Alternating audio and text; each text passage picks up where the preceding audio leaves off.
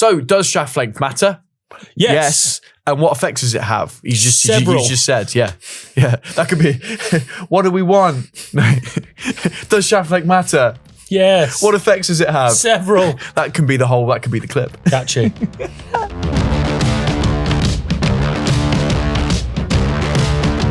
Hello, welcome back to the episode of Kickpoint, the Golf Gear Show. We appreciate your company again for another week of equipment chat. I'm joined by Shaggy from Scooby-Doo. Hello, Shaggy.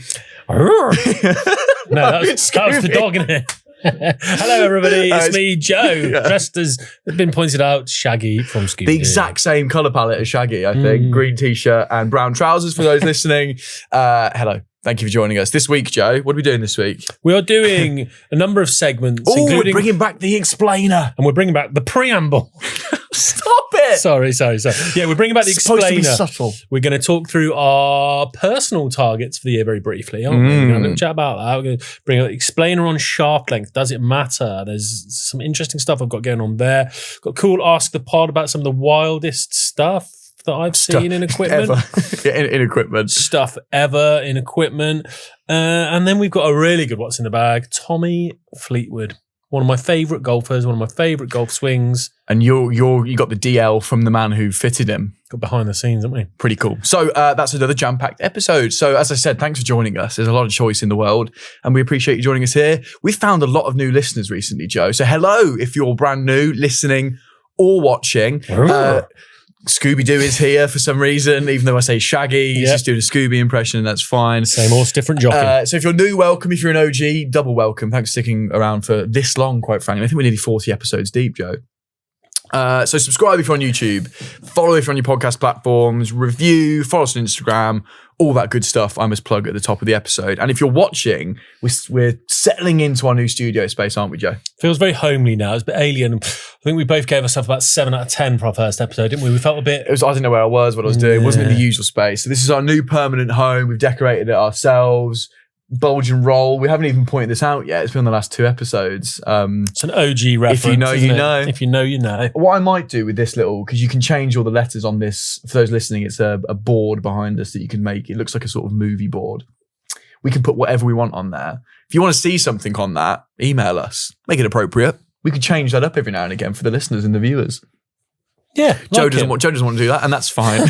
No, it's fine. I was just thinking, what are people going to send in? We've only got 3 lines to fill. I'm asking for like a paragraph, maybe just like a phrase, maybe like "Hi from Alan." Yeah, brilliant. Yeah, Alan, get in touch. We'll get you on there. I reckon we've got a lot of Allens. Load of Allens listening. Yeah, big Allens. Hi, Allens. Hi, Allens. Right then, Joe. Here comes the preamble. Yeah. Preamble. Can we get a jingle for preamble, Johnny? Not now, maybe next week. But what I wanted to say, Joe, is spring has sprung. It has sprung. I saw a daffodil the other day. Yeah, I saw a snowdrop. I think that's what I meant. No, you might have seen a daffodil by now. Okay. Yeah. The little ones that come out of the ground. Yeah, this one was white though. It was definitely a snowdrop. A Yeah. Anyway, moving on. The spring has sprung. It's time to play golf. The golf season is around the corner. And I am back. I am so back. I'm so addicted to the game. So back. I'm so addicted to the game again. Been talking about my new grip.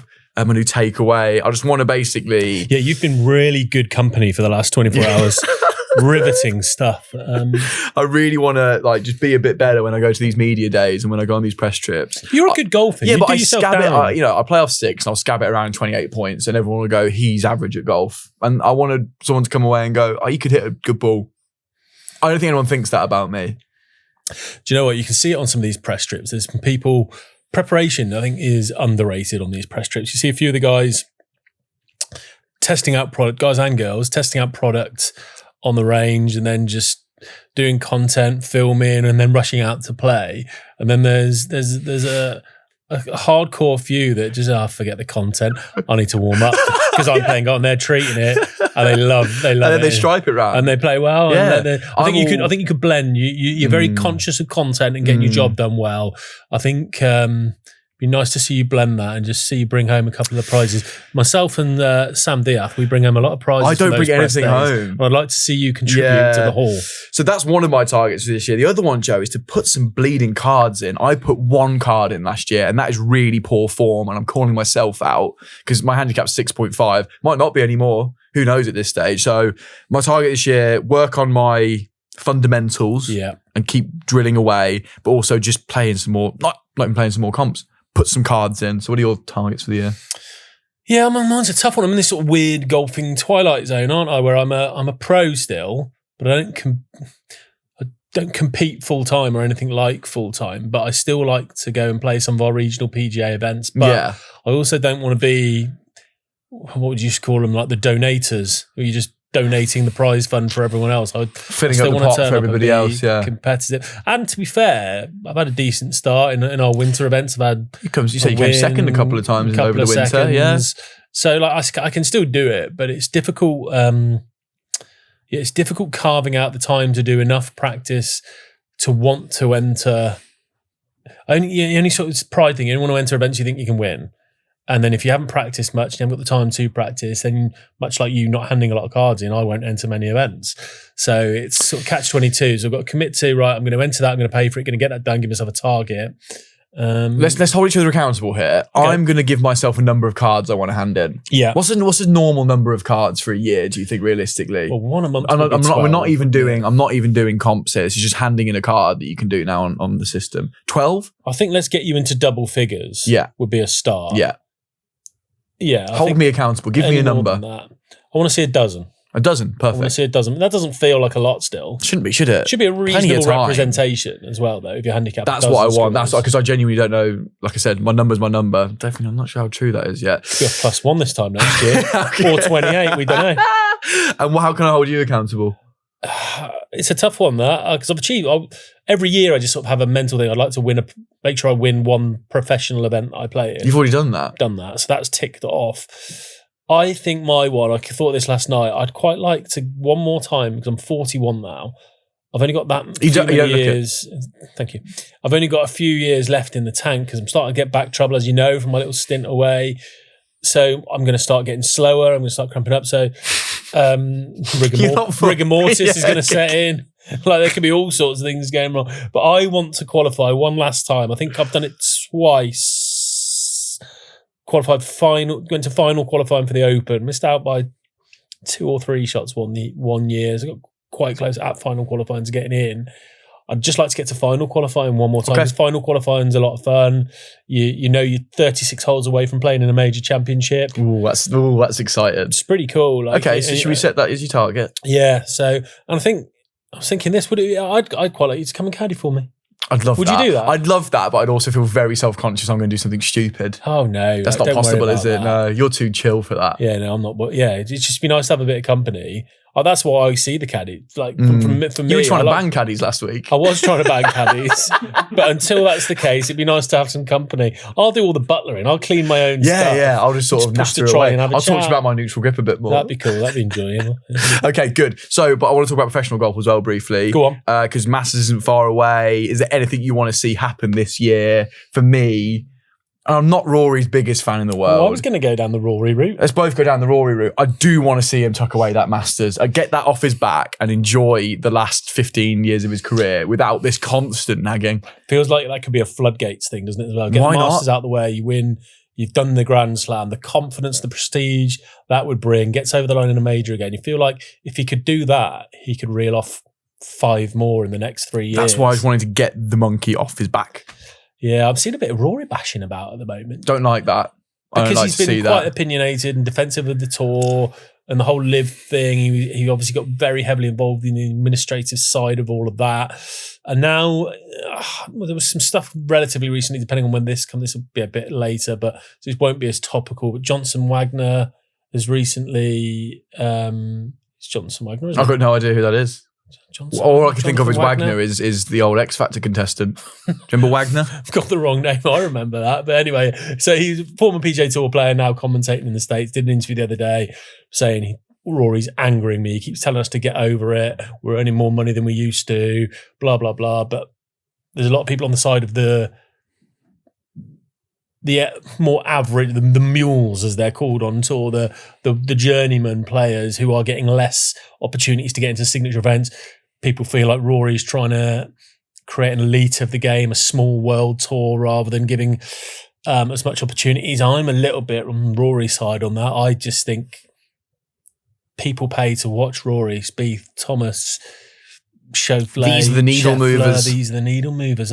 When was the last time anyone but his mum tuned in to watch? I can't pick someone Johnson now, Wagner. Well, of that ilk, like, you need people to make up the numbers. That's terrible, isn't it? But I feel like you're digging a hole here. I think I am. But what I mean is, if you're trying to sell a sport and you're trying to build, and it's built on superstars, the people that change the ratings number, that build the prize money, that get the sponsors for the event, are Rory, are Scotty, are Xander, are Colin Morikawa. And these people who are moaning about that, I'm going to be unpopular, but like Rory said it, play better. If you want to make more money, you want to have more playing opportunities, they're there. Like, he's doing it because he's really good. You just shouldn't have the same opportunities because you want them. Play better. That's where I'm at. Boom. Hey, suck it. Yeah. Yeah. Wagner. Yeah. Wagner. You've met him before, haven't you, Rory? Yes, I have. Yeah. So it's a weird one, actually. I was at Celtic Manor, head pro there for a number of years. And I was actually off on paternity leave. I think I just had our first baby. And one of the lads rang me and said, I think something's happening. You might want to pop up. So you were like the tills by the desk. Yeah. Come on, guys. There was a few like events team milling around, then there was some odd phone calls. And so I thought I'd just come up and have a nose. So I only lived sort of 15 minutes away. Sat in the shop for a bit. And then about 10 minutes after I arrived, Rory just walked in through the front door of the pro shop. I think it was like an Augusta National Ping Hoofer on his back, like the coolest bag I'd ever seen, full of his Nike gear. When you say what year? It was 2015. Okay. Could be wrong. So it was either first or second child. No, I think it was first child. So I think it was 2015. Just walked in the door and said, "Oh, hi." All right, Rory. I need to hit a few balls. Yeah. So I'm here to do a clinic. Okay. So basically what had been arranged, and they hadn't told anyone in the golf team because we'd have blurted it out to all our mates, and then everyone would have turned up. The Irish rugby team was staying at the hotel, and when they're staying at the hotel for like the World Cup, they're staying for like 6 weeks. So they basically get bored and they fly people in to entertain them. So like one day, he was a jester for a day. Essentially a jester. So yeah, so to break the monotony, Rory's come in. We've then set up some pyramid of balls down on the grass tee, and then all the Irish rugby team piled up, just followed around. And then Rory was just giving a golf clinic to the full squad, whatever that was, cool. 20 odd players. And there was the full Ireland team, myself and the lad I was working with, because we just locked the shop and watched. Yeah. Went down and sat and watched. By the end of it, there might have been half a dozen more because a couple of juniors from the putting green saw. But it was just this really intimate, like, the Irish rugby team and 6 to 8 of us just watching Rory give this clinic and absolutely striping it up the range. It was absolutely brilliant. And then he was just great afterwards. So on the way out, he was sort of walking past the pro shop, and I said, "Oh, do you need any help? Do you know where you're going? Do you need to get?" Because the academy was quite a long way from the hotel. And he said, "Oh, yeah, I'm trying to get to the hotel. Do I just walk?" I was like, "It's about half a mile. Do you want me to get you the bus?" Said, "Oh, that'd be good." So he then just came in the pro shop. I said, "If you're coming in, just wait. It'll be here in 5 or 10 minutes." Just sat down, had a coffee with us, just chatting away, nice as pie. And then me being me, I was like, "Do you mind if I have a little rummage in your bag, Rory?" Oh, you are. This happened when we were at Live last summer. You are cheeky.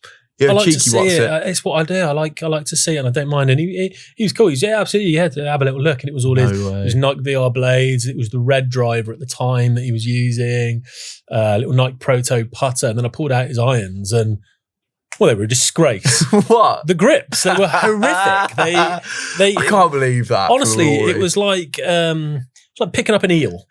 I don't do it often, but the last time I picked up an eel, it reminded me of, it was so slippy and worn. There was a groove where his left thumb, there's an actual groove in the grip. No. And they were just filthy and greasy, and like greasy's harsh, but like just so sun worn. creamy and sweaty. Yeah, and I think he was world number 1 at the time. 2015, yeah? Yeah, he just won his first two, maybe 3. No, that was his big year, 14, wasn't it? So yeah, he could have had these grips changed every day, twice a day. And I reckon these had been on there 18 months. What? Do you reckon that was the run? It was just like, I'm playing so well, I ain't changing my grips, lads. No, apparently not, because I remember, I sort of had a precursor to that, because I remember, spoke to one of the tightest people, because we used to get a lot of like tour people coming in and out of Celtic Manor, and someone who'd been on the tour vans and looked after his clubs, and apparently they used to have to suggest it to him when they'd come in for a loft and lie check maybe, and they'd slip the eel out of the bag. And they would say, Rory, I think it's probably time we switch the grips. He'd be like, no, fine, yeah. Oh, is it? Right. Yeah, I just don't think he thought about it much or something like that. But That's I remember so just having my mind blown because I'm so fastidious about my grips and I love the feeling of getting them right and making sure they're fresh and nice. And I must re-grip my clubs 4 times a year. Wow.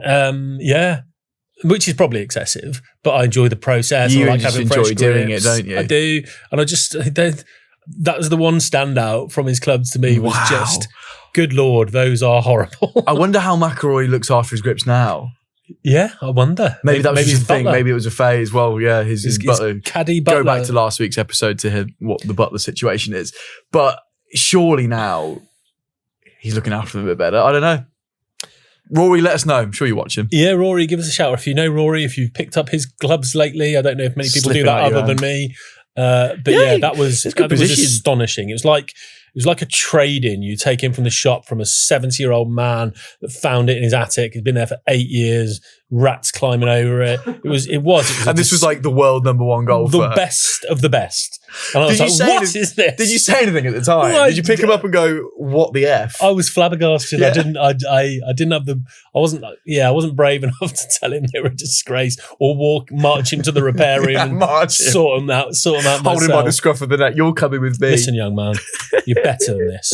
Oh, it's a good story. Good stuff. That's nice to be able to meet Rory like that. Should we get out to the rest of the pod? I'll dig out a picture of me and Rory that day. I've got a little picture. You got it? He's about here on me. Oh, brilliant. Well, diddy little fella. We'll bring that up. I bumped into him in the Jigger Inn at St Andrews in October. Really? Our old social media editor, Callum, physically, Rory was stood in the walkway of the pub. Not obnoxiously, I don't think. He was chatting to Shane Lowry, funnily enough. As you do. It's during the Alfred Dunhill. Where it's a bit more chill. This wasn't open when everyone's, a bit more up.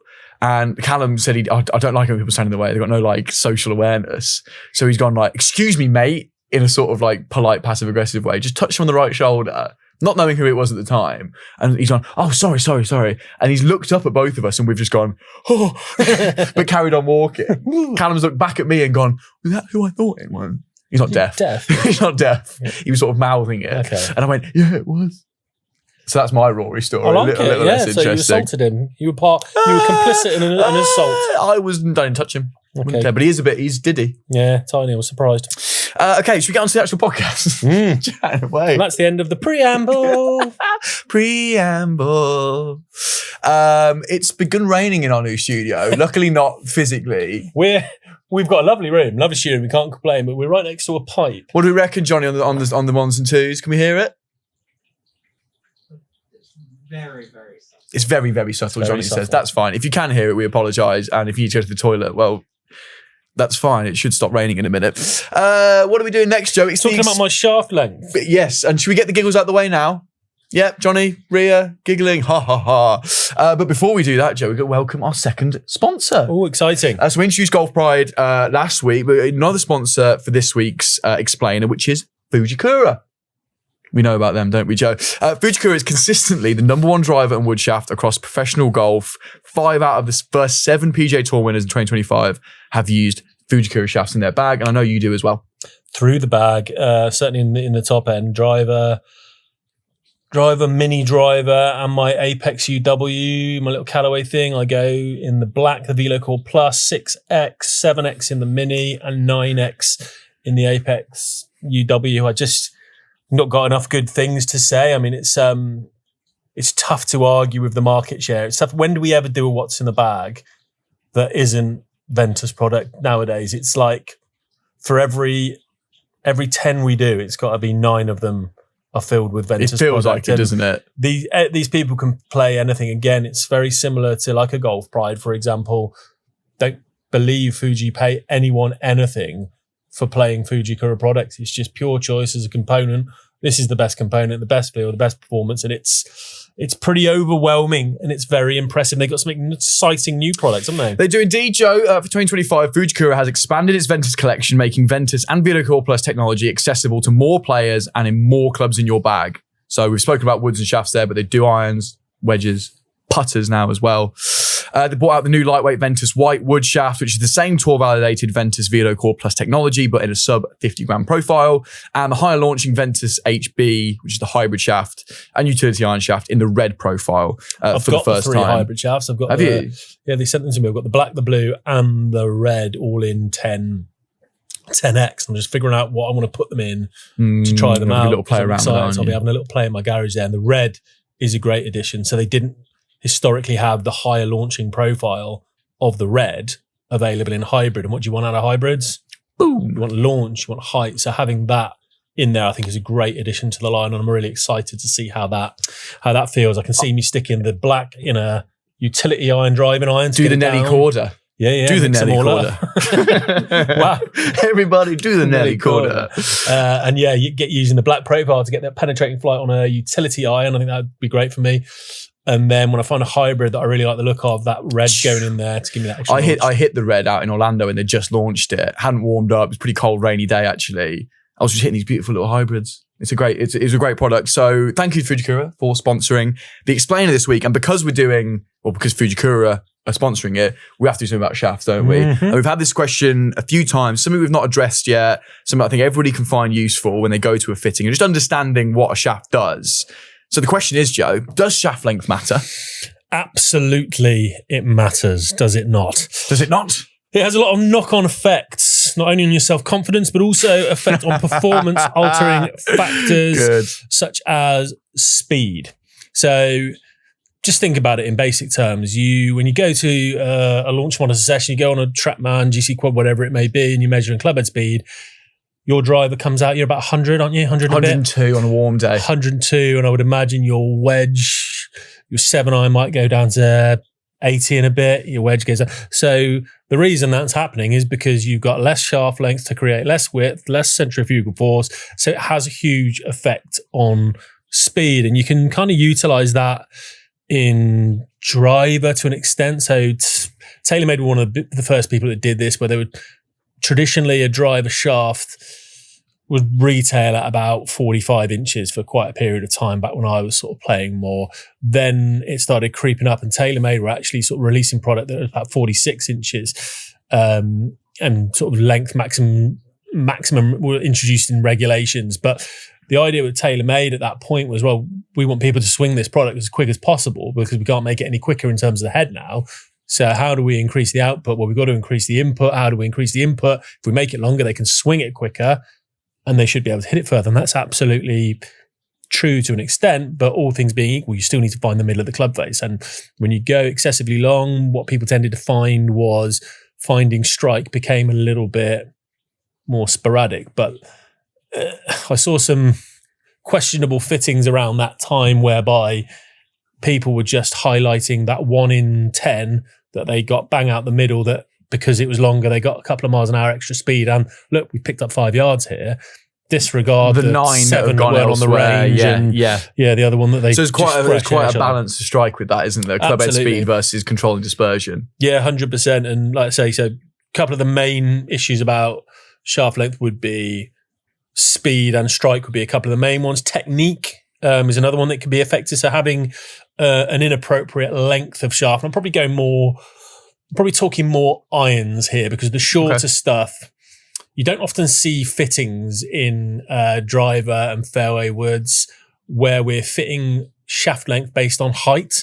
When you're fitting shaft length up that end, it tends to be more based on stuff that I'm talking about there: control, feel, get into a swing weight, etc. But think of like the ping fitting chart, wrist to floor measurements and things like that. You take your static measurements to get your iron set right, and that tends to be based more on physical attributes and your physiology and your height and stuff like that. And that can have a really dramatic effect on technique. So particularly your posture can be affected by having inappropriate shaft lengths. You become too stooped over, you can become too far away from the ball. So swing weight can be massively affected by length. So every half an inch increase in length in a golf club will generally have an effect of around 3 swing weight points. So you've seen a swing weight scale where you put it on there and it balances, and we've got to move that little thing to get it to balance. So obviously the more length you have hanging over the end of that, it's going to sort of push push down, and good Lord, and create extra swing weight. So people often do that. I see people who will go, I fancy playing a shorter driver for more control. And they'll take the grip off, cut an inch off, stick the grip back on and go, wasn't quite as good as I was hoping for. And it's, if you don't then potentially add some head weight back in, having removed an inch off the tip, you could be looking at 3-6 swing weight points different. So it's going to have a very different feel and very different timing. So that can have a little effect. Does height correlate with shaft length? I hear you ask. As I said, the height of the person. Probably more so in the irons. I would say definitely very player dependent. And I'll give you 2 examples. Scotty Scheffler, 6'4". Yeah, sneaky tool. Plays relatively short wood, so 45 inches in his drive is probably below PGA Tour average, which will probably be nearer 45 and a quarter to 45 and a half, but he's obviously looking for more control there. 42 and a half inches on his 3-wood, so 3/4 of an inch is shorter than TaylorMade's standard 3-wood there again. So he's valuing strike. Prioritising strike and control over the necessity to create any additional swing, so he could probably swing his driver a good 2 to 3 miles an hour quicker if he put an extra inch in length, but he might sacrifice strike and as such wouldn't see the benefit on the end of that. So it's, and then if you imagine Xander Schauffele, he's barely 5'10", 45 and a half inches in driver. So he uses half an inch longer driver than someone like Scotty Scheffler, who's 6'4". So really at that end of the bag, it's totally about what you're looking to achieve in terms of fly and strike and everything that you feel comfortable there as ever. So, I mean, also it depends on your actual physiology, depending on your height. So you can get some very tall people with stubby little T-Rex arms. Don't know why I'm doing. For those watching, Joe's just done the T-Rex sort of. So if you don't have, and good luck playing golf. If and now the crew are doing the T-Rex action. So if you've got those short little arms, you might need a longer length to affect your posture. And I meet some shorter people with Slenderman, big long, yeah, Slenderman arms. Sure, big long orangutan arms. I was going to go with, but yeah, as always, trial and error. In my opinion, fitting can help the process of determining the correct length for drivers and irons and everything like that. But it's a really difficult thing to achieve because, again, like I said, you might have some underlength shafts available in your fitting. You might have some overlength shafts available in your fitting. Does the venue you're going to have a fitting at then have the opportunity to add and remove head weight to match you going under or over length? It's really a trial and error thing. And over the years, you'll get to a point where I'd love there to just be a magic, right? Here's your height, here's your wrist to floor, here's some launch monitor data, that's your shaft length, but you've got to factor in personal preferences, feel, you've got to factor in so much to get it right. And then there's just no shortcut. It's just got to be done over years of trial and error and experience. Yeah, people want absolutes, don't they, in golf fitting when they go get fit for their clubs. They think there should just be, like you said, put 2 and 2 together, you get 4, here you go. It's not the way, is it? So for people listening now, I suspect their driver shaft is probably the stock length. Yeah. Their irons maybe had a bit more detail in.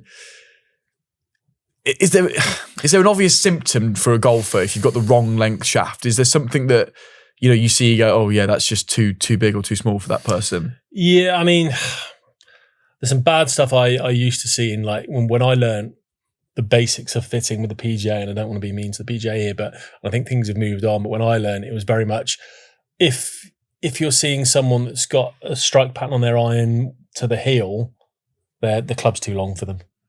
Because they're just hitting out the heel so and then delivering it. So all of a sudden, you're hitting out the heel here, you shorten that club up so it's closer to them, it's going to bring strike central. Similarly, if you see a strike pattern that's out the toe, make sure you go longer. Like complete nonsense.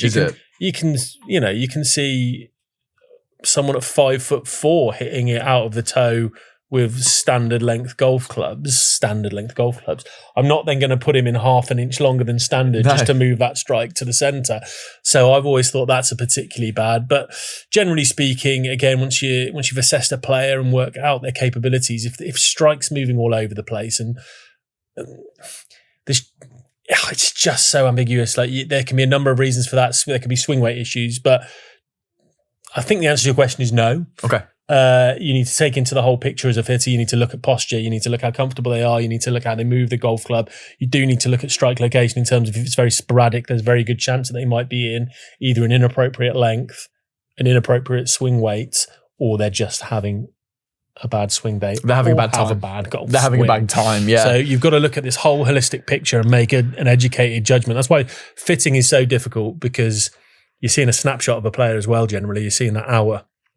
That's a conversation I'd like to have in the future. It's tough. Yeah. It is tough, and I'm not sure there's a way that it's done brilliantly anyway. Yeah. So does shaft length matter? Yes. And what effects does it have? You just said, yeah. That could be, what do we want? Does shaft length matter? Yes. What effects does it have? Several. That can be the clip. Catchy. And apologies for giggling. The water's now stopped, and I am a 27, soon to 28-year-old man who finds that funny, and that's fine. It's fine to think that way. No, it's not, is it? And thank you again to Fujikura for sponsoring the Explainer this week. They'll be back again next week for another Shaft Explainer, Joe. Great. I look forward to it. Ready? Yes. It's time for Ask the Pod, Johnny boy. He's on his heels today. Bit slow on the old uptake, John boy, today, isn't he? He's going there. Put 50p in him. Ask the Pod. Ooh. No! Ask the Pod. Ask the Pod. Joe Tried something there. Didn't like it. Because then when I did it on my own, I thought you were going to do it on your own. You didn't. That's our worst effort to date, but that's fine because it's our favourite segment of the show. Hopefully yours as well, because it's your chance to get a question answered by us. Remember, you can email us, kickpointpodcast@futurenet.com to have your question answered. It's not a bag doctor this week, Joe. It's good. Yeah, because we can't do a terrible jingle for that as well. This week, the Ask the Pod comes from Sandy in Western Australia. Sandy Lyle? No, just Sandy. But he's in Western Australia. We do have a lot of people down in Australia listening to us, and they are the busiest emailers of the lot. So thank you. Love an email down under. They do. They love it, don't they? Yeah. Hello, chaps. Love the pod. Thank you, Sandy. I saw and listened to your podcast about Ian Poulter waffling on about his tapes on his grips. Bubba Watson with his sideways grip as well. You've got your ear to the ground on this sort of thing, Joe. You saying this, or is Sandy? This is Sandy still. Okay. What's the wildest equipment nugget that others may not know? Tour specific, you think he's thinking I think tour specific here. You keep your eye on the what's in the bags. You've been around. What's something like that, like Poulter's like very niche grip tape or Bubba's sideways thing that you don't think many people know about that they need to know about? Couple spring to mind here. Starting with Garcia. Sergio Garcia. So he's a big counterbalance guy, a big countercore guy. So he, for many years, and I believe to the best of my knowledge, it still happens, he had in the butt end of the driver and fairway, he had counter 20 grams. It's quite heavy. Counterweight, like countercore, whatever they were called. There was a specific name for them. In the top end of the club, and in 30 grams in his irons. It's an awful lot of weight. When you think of like the weights that's on the bottom of the golf club, your 2.5 grams makes a big difference, 5 grams makes a big difference, 30 grams that's at the top crazy. end and 20. And the reason, in my opinion, for that, and I see this a lot with sort of Fitzpatrick, Garcia, and these are people with a load of lag. So lots of leverage in the golf swing. You know what I mean by that? So yeah. Wide, but then they get a lot of sort of that sort of lagging and the leverage in the golf swing. What happens when you create a lot of lag? You've got to uncreate that lag to get the club to the ball. And when you create a lot of lag, and if you had a lot of weight at the top end of the golf club, it can be really difficult to get that back squarely and out in front of you in time to get back to the ball. So a lot of those style of players seem to gravitate towards whether it's a counterbalance shaft like the Tensai Orange that Fitzpatrick uses a lot, or Garcia used that shaft for an awful lot of time, and a lot of other counterbalance shafts. Maybe he wasn't seeing the profile he wanted, so now he's using some different shafts that maybe have more weight and are more tip stable down the bottom end, but he's now decided I need to put some more weight at the top end because I can't get this back to the ball. I want that profile, but I need it to work for me. So he's put all this weight, and he has these hidden counter cores at the top of his grips, which is a significant... Where are they buried away? So when you take the grip off and you've got all the grip tape out of the way, you can see straight down the shaft, can't you? Yeah. So they've got the little cavity, and you would just slide...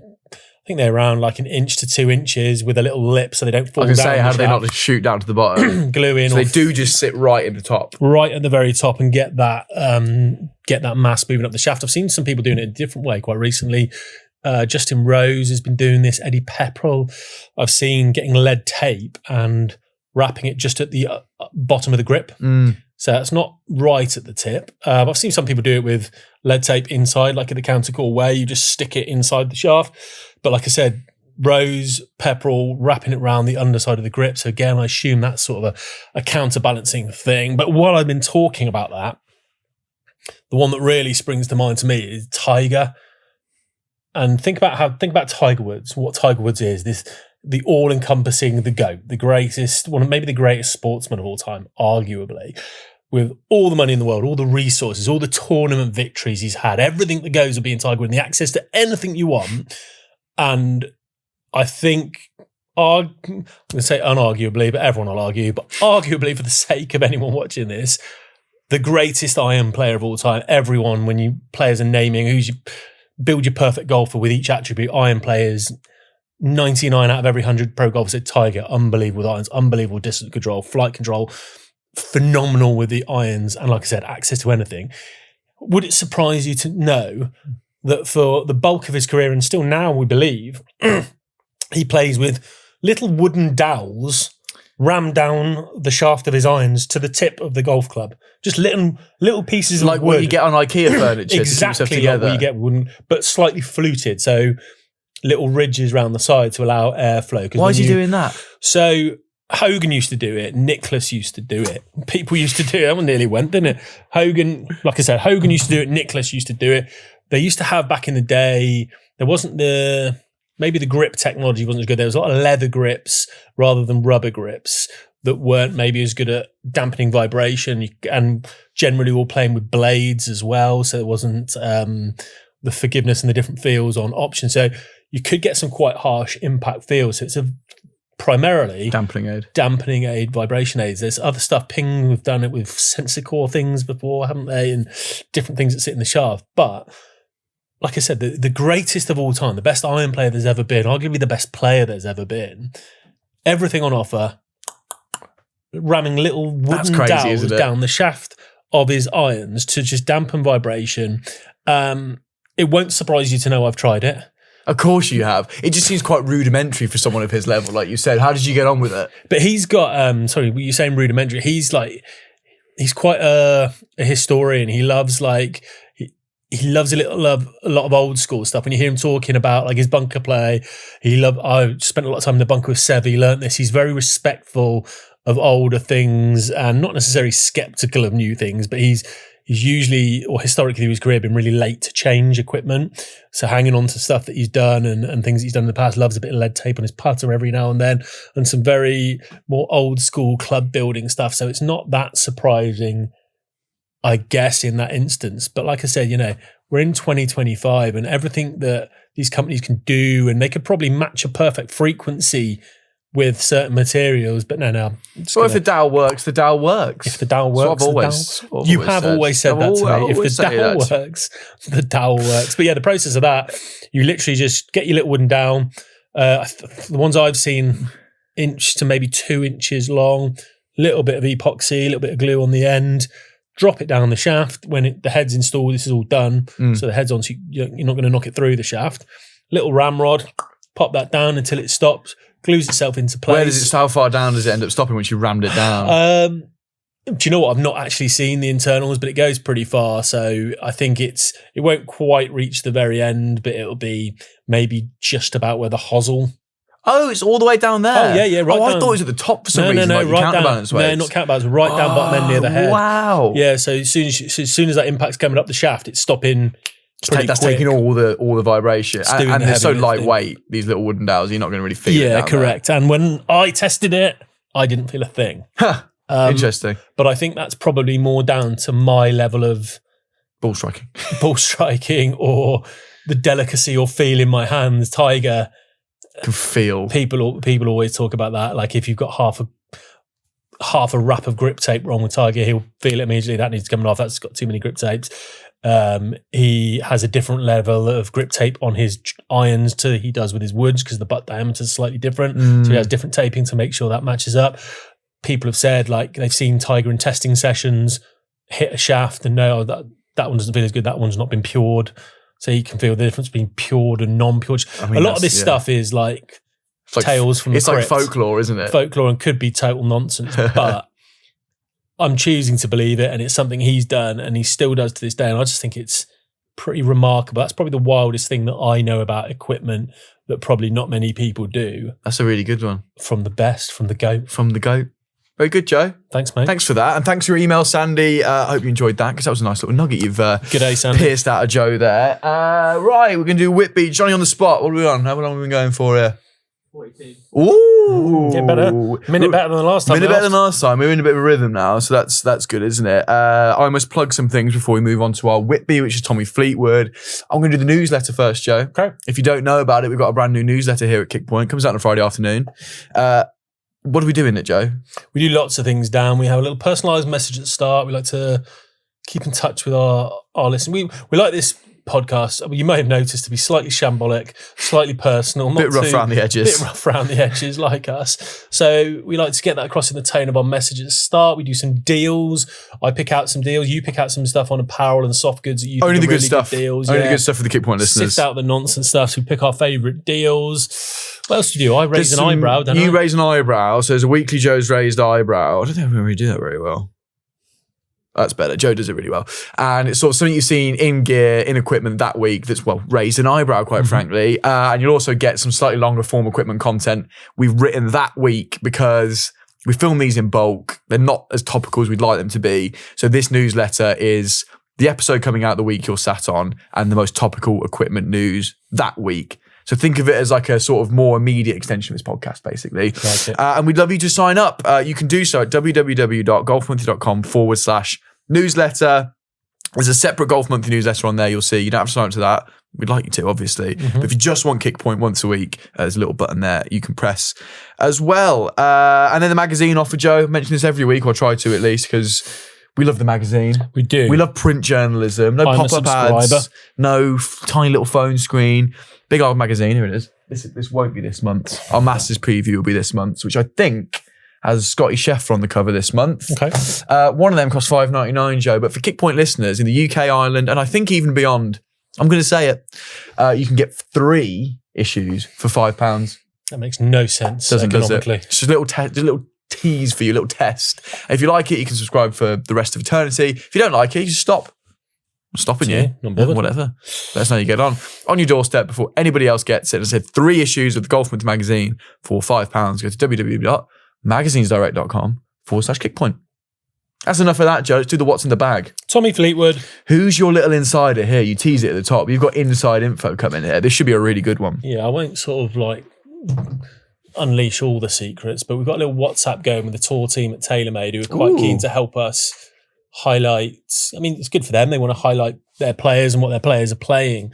So they've been giving us some little snippets of behind the scenes, why players are doing certain things. And Fleetwood is a TaylorMade player, so it's been a really great start to that relationship. We've got some really interesting stuff. Your thoughts on Tommy? You like Tommy? I sat next to his now wife. Yeah. At Augusta last year. She was sat at the back of looking over the 11th green, 12th grandstand. He was doing quite well. I didn't chat with her. I didn't feel appropriate, but I recognised her, knew it was. So that's a bit of information. Tommy. Desperate to win on the PGA Tour. Desperate. I listened to No he's Laying Up such a good quite a golfer. bit. Another golf podcast, very good. And there's a couple of they're split. this little thing called No Laying Up. Yeah, they're split on Tommy, aren't they? So What's I don't listen to this. What's their TC Tron loves him. Big fan of he flew out to the Open. He used all his air miles to fly out to the Open because it looked like Tommy might win. And by the time he'd got there, he was about 7 shots behind. Was that the one at Royal Liverpool as well? Yeah. Where he was getting absolutely mobbed. And it was a dreadful day. It was raining. It was horrible. And Brian Harman won. So yeah, it was that was a tough day. And then a couple of other guys quite often remind him they're suggesting that he's not as good as everyone keeps saying because he can't get over the line and win. And a lot of the Americans don't believe unless you do anything over there that it's relevant or or credible. So yeah, it'd be nice to see Tommy. Like, he's more than good enough. We He could both have won like 5 him. by now, He's couldn't he? won, So- I think, 6 times elsewhere. He's an absolute Ryder Cup stalwart. He's been in the Mollywood in 2018. He just needs either a major win, would be great, obviously, but just a little PGA Tour win. Wouldn't surprise me if that major win came before a standard PGA Tour Yes. win, you know, because he's got that type of game. Not Fitzpatrick. Who else did that? Doesn't matter. Don't know. That was useless. Sorry. It would be got great. he's got a major game, hasn't he? Yes. He's got that ball striking ability, the length. He plays tough courses really well, and maybe his putter lets him down a little bit on some of the more regular events where you've just got to hold a lot of putts and go super low. So I wouldn't surprise me if the major came before the standard tour event. But we're not talking about that. We're talking about his equipment, aren't we? And he's in a new driver. So he's moved over to the QI35, the core model, which don't want to toot my own trumpet again here. I suggested again, I think a lot of people, players might gravitate towards core over LS. It was your hot take, wasn't it? Because, you can kind of get 2 drivers in one with the split weight ports. Just whack my mic there. The split weight ports where you can move that heavyweight forward. Let's get a similar level of spin profile to the LS, but just with significantly more playability and more MOI. So that seems like a really smart move to me. That's what I've been trying of late, and I really like it. And Tommy seems to be doing the same thing. Do you know if he has that front weight forward? Forward, yeah, indeed. So he started testing at the start of the year on and off the course at Dubai with Adrian Rietveld, his fitter with TaylorMade, arguably the best fitter of golf clubs in the world. Justin Rose wouldn't go to anyone else. He's super precise. And you listen to Adrian talk on anything that he's on, any podcast, any video. Yeah. Very impressive. I think we might be meeting Adrian over the summer we've got a little road trip planned, haven't we, which we probably can't talk about. But I think we might I'd love to meet him. That sounds fun. Yeah, you would. You'd like to see that. Good stuff. So starting point, obviously, with any driver change, they were looking for performance games, but with shaft and head combinations. And he's had quite a radical change in terms of the shaft combination, because he's moved from very much, my stomach's going, it's time to end this pod, isn't it? Very much more lower launching products like Ventus Black, Ventus Blue even, and Blue TR into the new Ventus Velo Core Plus Red. So very much the higher launching, softer profile, if you like. And he found some real speed gains and spin rates and sort of optimal spin rates with that. Initially, they had this in a higher loft setting. So it was a 9-degree head in a higher loft setting, which when you put it in a higher loft setting with TaylorMade, obviously you're increasing that loft, but generally you're making it a little bit more upright as well. So he found that made it easier to hit his kind of standard draw shot that he likes to play. He's one of the few players who still draws the ball off the tee. I can say you don't see it very often anymore, do you? He hits a bit of both, but his stock shot is very, very much a draw. But then moving on from that, when they went and did a bit more testing after that, they decided they were getting some better, I think it's a Pebble, getting some more optimal spin rates, and they've actually moved him up into the 10.5 degree head, but finished loft of 10 degrees. So again, just giving him the option to have a little bit more launch and easier to turn it over, which he likes to see. Lie angle, 58.5 degrees. So that's, again, because he moved the sleeve a little bit, it's gone a bit more upright. Everything you move away from standard on the TaylorMade sleeve, you've got the standard setting. Generally, the retail drivers come in around 56 degree lie angle. Anywhere you move that away from standard, you go more upright on the TaylorMade. You can't go flatter at all. Can't go flatter than its standard setting. Even if you take the loft off. Even if you take the loft off, you're taking loft off, but you're still going more upright in lie angle. Yeah. Interesting. Weight setting, as you said, 15 grams at the front, 5 grams at the back. So going for that very much sort of low spin profile there in the higher MOI head. What was that knocking off when you were testing the that was about 200 model? reps, I think. It's not 200 to 250. No, it's not insignificant at all, especially at that level. Tall Velvet, BCT cord, so Golf Pride Tall Velvet, BCT, the cord grip that Tiger uses, that Max Homa uses, 58 round, just one tape, logo down. So no, that's taking bog out standard, tape. isn't it? It's pretty bog standard. Doesn't want to see the logo and has that logo down. But as you'll see when we go through the bag, he's one of the few players on tour that will use different grips for his irons, to his woods, to his wedges. And when I mean different grips, I don't just mean like one's got an align on it and one hasn't. Totally different. Okay, I look forward to that. Totally different. So yeah, 45 and 1/8 inch. What was it? Homer? No, Homer it was. Homer was 44.625. I can't believe they go inches. that specific. It's hilarious. But what I would suggest here is he's probably specified 45 inches cut, and then the grip cap of the grip will always be around 1/8 of an inch. So he's probably a man who's just specifying, right, I want it 45 cut. And it happens to be a tiny bit more. And then the 1/8, we'll add that little butt cap to make it play a tiny bit longer. D3 swing weight, which is fairly standard. Yeah, right in the middle. I don't think sort of D2 to D4 is pretty, you would say was fairly standard. Mini driver, he's a mini driver man. Yes, he is. I remember him. I can just think of that shot he hit at the 16th in Rome. Was it the 16th at drivable par 4? He whacked the mini driver out for that, and it was... That wasn't on the last, the famous one where he finished the match, finishing the singles. Yeah. Pretty sure that was full driver. Oh, no. Wrong there. No. Right, email him. We'll check this after, so we'll know. No, I'm not going to check it now. Okay, Dan's going to check this on. while I carry on, but I'm pretty confident that was his actual driver, not his mini driver. But yeah, the mini driver in question is the Burner Mini from TaylorMade, not the copper version, the one before that. 13.5 degrees of loft. He actually uses the same shaft now. He's had a shaft change. He's kept the same head, but he obviously liked the performance of that Ventus Red so much that he tried in the QI35 driver, and he's carried that over into the Burner Mini. Interestingly, he's playing at the same weight as he plays his driver shaft. So he obviously sees that primarily as a T club, and he wants it to perform. I've just got to watch a video. Sorry, he wants it to primarily perform like the driver. But as I said, in my Mini, for example, and most of the Mini drivers that I've seen, if you're in a 6X, you might want to go 7X. But he's doing it a different way, and he's going 6X in both. I wonder what the tipping is. I haven't got that because the head weights will be very different between his driver and the mini driver. The mini driver is going to have a much heavier head. For example, the difference between my driver and my mini driver, my driver's at 196 grams and the mini driver's at 214 grams. So quite a significant difference in head weight. When you've got more head weight, that's going to put more load on the shaft. So if you don't add more tipping in the shaft of the mini driver because of that additional head weight, it's going to potentially play a slightly different profile. So I would imagine that Mini's tipped a little more than his driver is tipped. Are you at the point where you want to admit you're wrong yet? No, we don't need to talk about it. Okay, we don't need to talk about that. Sugar. I think that tells you all you need Sugar. to know. It was a 304-yard hole, so it's about right, isn't it? 43 3/4 inch cut. So I would imagine, again, the end of grip measurement there will be 43 1/4 inches plus 1/8 of an inch. Mm-hmm. Whatever that adds up to. Same grip as his driver, tall velvet BCT cord, 58 round. I've got some data between his driver and his Mini. So cool. When we're talking about performance differences, that's really interesting. We say, the Mini will do this and it might do this. And I can tell you exactly what it's doing for Tommy Fleetwood. His current driver is QI35, launching around 11.5 to 12. What do you reckon his Mini driver's launching at? Oh, gosh, a little more. 14? 10.5 to 11. It's launching lower.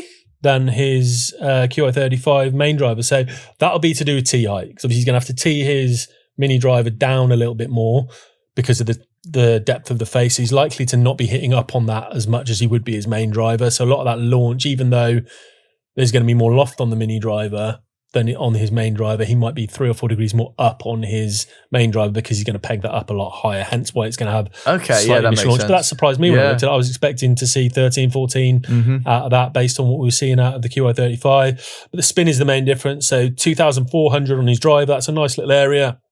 Just over 3,000 on the Mini, 3,100. So far from excessive, far from floaty. Carry distances, he's carrying his main one 305. Carrying the Mini 285 to 290. That hole was 304 yards. Makes good sense, doesn't it? Makes good sense. Both at D3. And like I said, we've already covered the length. Cool info, man. That's cool to hear his exact numbers there. Yeah, I was really intrigued to see that and surprised by what I saw. But like I said, when you really think about it, he's going to be pegging down that Mini a lot more. Although I did see a video with Rick Shields where he's hitting his Mini. He does still peg it up reasonably high. He pegs it up certainly higher than I do for my Mini. But there you go. Each their own. Different strokes. Different strokes for different breaks. Right, the QI, he's got a new 5-wood in the bag as well this year. He's got the QI35 core model, but the core model that you and I would get would have the adapter sleeve and it would be adjustable bonded hosel. He's gone to a tour only bonded hosel. I talk about this all the time. How do they do that? you can literally, if you look at the bottom of a fairway wood, you'll get from the transition from the crown onto the hosel. And then there's usually another little transition from that bit. There's a kind of a little border strip halfway up the hosel. And from what I've seen, the bit above that can be chopped or removed or whatever it's done. And instead of just having the receptacle that the shaft would go into, you can then add the different receptacle that would take an adapter instead and drill through and whatever else you need to do. Interesting. Okay. So yeah, it's still very much going to be the same product internally and in its design. Just they've got to do some clever stuff to make that bonded hosel rather than the adjustable hosel. And it's an interesting one. I get the concept. I get why at retail adjustable makes more sense, because for fitting purposes, you can just move it around and fit it into exactly what people want. You've got the option on tour of clamping those bonded hosel heads, heating them up and bending them to what you want if they've got a specific look and performance that they like from the bonded hosel. I get why that's difficult at retail. It would just still be nice to have the option to have that bonded hosel if you're someone that cares about that stuff like I do. You do. 18 degrees, Mitsubishi Kurikage XTS 80TX shaft. That's an older one. That's one he's been in a lot of his fairway woods and a tried and trusted one for him. 42 inches cut, 56.5 degree lie angle.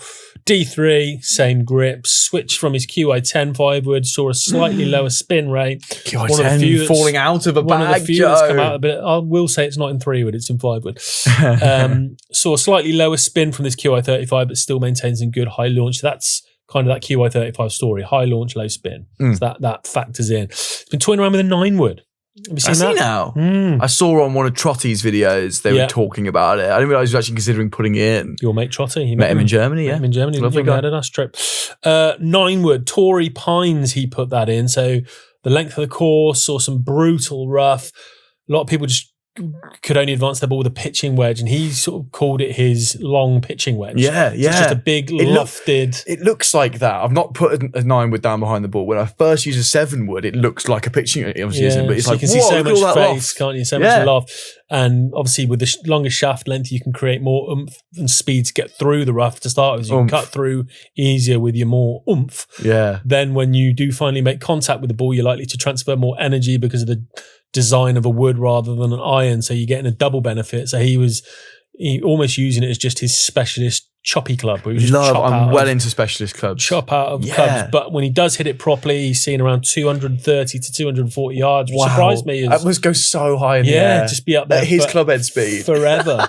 And I was surprised. Obviously, if you turn that into wind, that would probably turn to 130, 140. But normal conditions, he thinks it's about 230, 240 club. 41.25 inches long, 60.5 degree lie angle, same grip again. Into his irons now. We've had a little switch up here. So he's been a P7 TW man for a little while, the Tiger Woods blade. He's switched into, at Tory again, the 4 and 5 irons for the P770. So moved on the tour, saw the course, 7,700 yards. Longest on tour, I believe. Beast. Had a visit to the Kingdom on the Sunday before that event, before the Genesis event. Wanted something a touch more forgiving and potentially with a little more oomph and a little more launch. So he tested the P793 iron, tested the 774 and 5 and left with all 3. So he's got 3 options that he'll be traveling with to most events by the looks of things. Well, 4 if you include the 9 wood. So he'll be fiddling around between those as a setup at the top end of the bag, walked the course, saw the rough, chucked in the 9 wood for the reasons we've spoken about, but also the 770 for that extra launch of forgiveness that you saw, hitting those about 2 to 3 yards. Tommy's gone again. I hope you picked that up on the audio. Did that come through on the audio? That was epic. I must have had some wheat. Yeah, you've had some wheat, haven't you? Yeah. Gained around 2 to 3 yards, which isn't massive over his P7 TW. So people look at P770 and think, they must be just whopping massive distance bats, but they brought them closer, didn't they? Anyway, brought them closer in the look, and they've kept the lofts relatively conservative. So they're not big on the strong loft. So you've got some just real options there. That's a really good advert for TaylorMade and their P series, I think. Yeah, they've got a bit of everything in there. And the 770 was one of my favourite irons of last year. I love where they moved it in the range, and I love what it does, and I love where that sits. In the rest of his set, then P7TW, as I said, he's still gone 6 to pitching wedge. Project X, 6.5 shafts, really stiff. I'm not a Project X fan. I hate Project X shafts. I'm sorry if you're listening, Project X. I find them get no feedback. find them hard work, don't like the feel. Don't take that personally because Rory McIlroy loves them. This could be our first podcast beef. Rory McIlroy loves them. Tommy Fleetwood loves them. John Rahm loves them. Joe Ferguson hates them. He hates you. Just don't like the feel. Yeah, if you're listening, Barry, Project X, if that is your real name. I'm not I like happy. that. I enjoyed that. Iomic sticky grips. Sticky. All right, sticky. So I've spoken about Iomic. We did that on Hideki. So different kind of different material, resin based, firmer, less torque. Just it's such an odd one to. I don't know why you would just decide to do that in your irons because he doesn't even do it in his wedges. Just the irons. Just his irons. He does that. He has them in Everton blue. That's quite cool. So I wonder whether if you're talking about the reduced resistance, it could make some sense in the irons because those are the clubs that are going to have the most turf interaction at speed.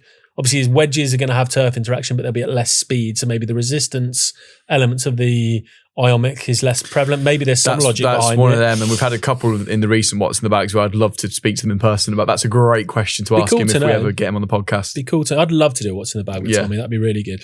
Finno used to put them on, his caddy, big Finno. Are they tough to put on? I can't remember last time I fitted an Iomic. I don't think they're too bad. You just need plenty of. Oh, here we go. You just need plenty of lubricants. There's nothing funny about that. Good. So to get him on, that's absolutely fine. He got fired from doing that. Did he? Just found him a bit difficult to get on as square as somebody likes. So he do it on the tour van now.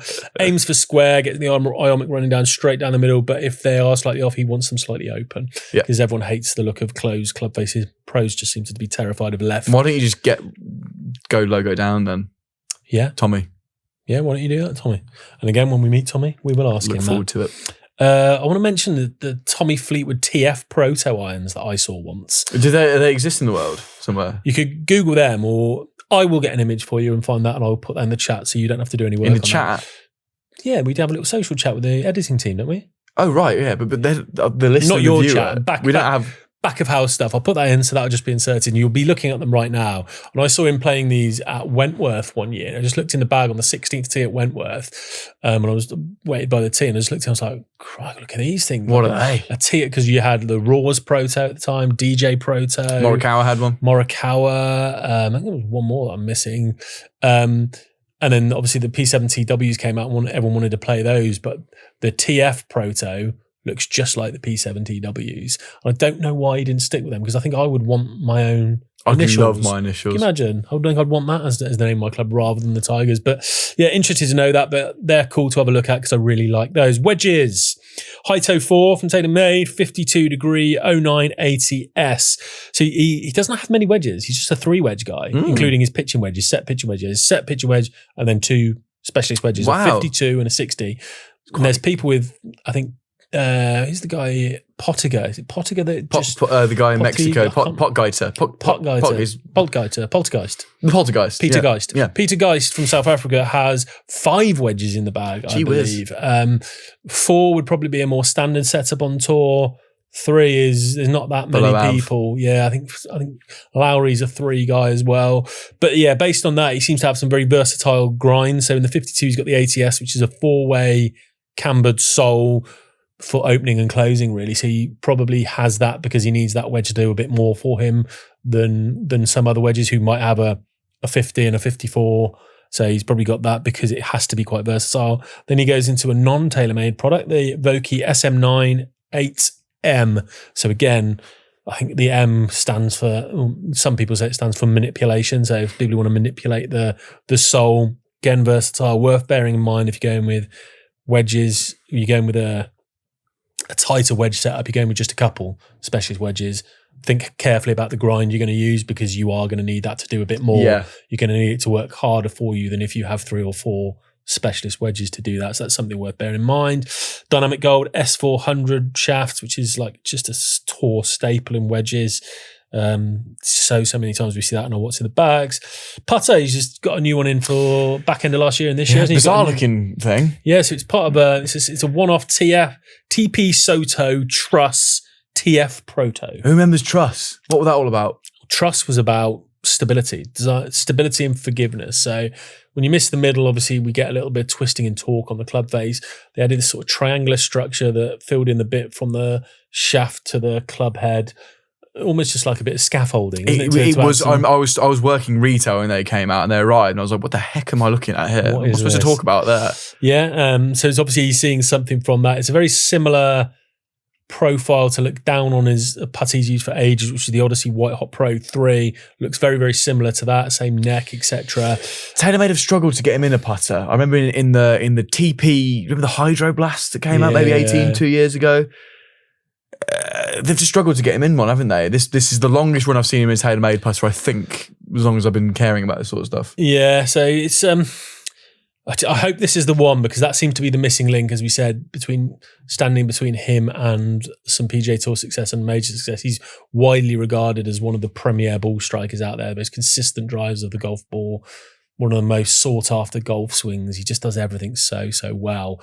He just seems to miss a couple of those 6-footers at crucial times. Not a bad putter. No. He just, when you need that 6-footer to go in for par, it's almost the opposite of clutch that Homer was that we spoke about 2 or 3 weeks ago now. Yeah, and if he can just turn that around, which I think he will, because he's not a bottler or anything like that. I've never seen him dramatically throw events away. The one in Canada. That's the one that just popped up to me. I don't know. Nick Taylor hold like an 80-foot putt. Fleetwood shouldn't have given him a chance. From my memory, but let's not get into that. Ball, TP5 picks. Loves a picks. Always used a line on his golf ball. Him and Phil Kenyon, his putting coach, were doing some work, discovered some inconsistencies in how he lined up that thick black line on the ball. And that line, people who use the line, that's only as good as how well you can aim it. You can put your lovely line on, he points it in the wrong place. It's so true. Very counterproductive. So true. So they found some inconsistencies with how he did that. And then based on that, I think TaylorMade recommended that we've got this, what do they call it? I've written it down here again. Picks. Clear path alignment, isn't it? So that's what the things you see are on picks, those little triangles. Yeah, but there's a little gap in them within those picks that makes a line. That makes a bit of a line. And then down that line, he's used a thick black line over that. So he did some testing at the 2021 CJ Cup. Him and Adrian went out for 6 holes, it says here, hitting 2 from everywhere, recorded everything, all the data, proximity to the hole, how do you do with the putts, used that data and decided that that's probably the best thing. The following morning, he turned up with the picks, 2021, thick line through the clear path alignment. And he's been that ever since, 4 years later on. It's quite a long time. Obviously loves it, yeah. And that is the bag of Tommy Fleetwood. That was really enjoyable, Jones. Soon to be major champion. Soon to be major. Come on, Tommy. Come on, Tommy, lad. And thank you to TaylorMade and the contacts you've made there for giving us that really in-depth. It's like we know what's in the bag. There's the nitty-gritty of it. So well done, Joe. Thank you very much. Thank you. Thank you. Thank you. No, thank you. I'm terrible at wrapping up these things. I'm just enjoying talking so much. It's time to go. That's me watching the video of him hitting his driver. Not his mini driver. Just check my notes to plug anything. Think I did it all pretty well. Next week, Joe, we've got another explainer with Fujikura again. We're doing some more shaft content about what tour players use and can I play them. Not me specifically, but you, the listener. Some 3D printing chat.